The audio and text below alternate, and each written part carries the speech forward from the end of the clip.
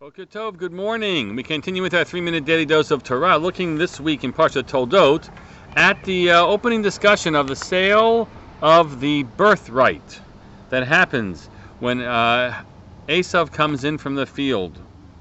Let's read the phrase exactly what we have. Vayazed Yaakov Nazid. Yaakov, he was cooking up a pot of stew, lentils. That's the traditional understanding of what he's cooking. Vayavo Esav min hasadeh v'hu ayef, and Esav comes in from the field, and he is really tired. Vayomer Esav el Yaakov, so Esav says to Yaakov, Haliteni na min ha'adom hazeh, ki ayef anochi. Give me to eat from this red stuff, because I am weary and tired. Al kain kara Shemo Edom. That's why he eventually got the name Edom, around the story that we have here of the red stuff. Vayomer Yaakov Michra Chayom et Bechorat Chali.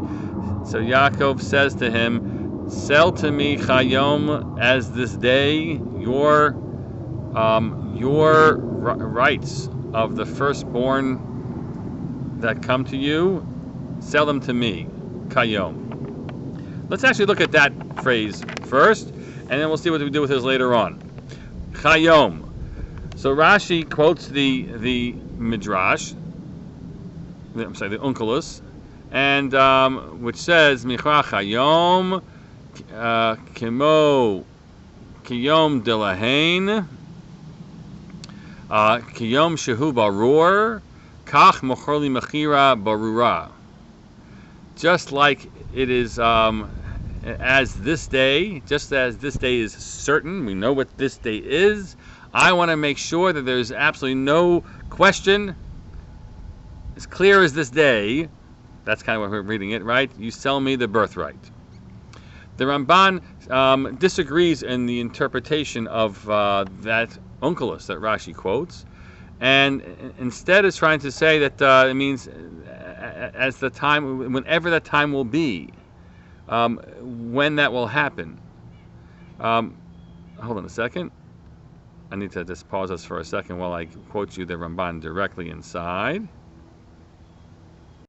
The Ramban's opinion is that we don't mean as like this day, but rather the recognition that, look, birthrights are only significant when you are set to inherit. You're set to inherit when the parent dies. And so Chayom doesn't mean like this day. It's clear. Look how crisp and clear this day is behind me. You can tell I'm recording this on a day that it's not raining. But rather, whatever that day will come, I want to make a clear and outright deal with you now that will go into effect on that date that it will happen then. What we've just introduced here is the complication of this whole transaction. Here you have two young men, and they're making there's a selling off of rights that are far into the future, understandably so, right? And how exactly does that work? Tomorrow we'll continue analyzing that and Esav's attitude towards it, which makes a real difference in our reading of this whole story. Have a great day.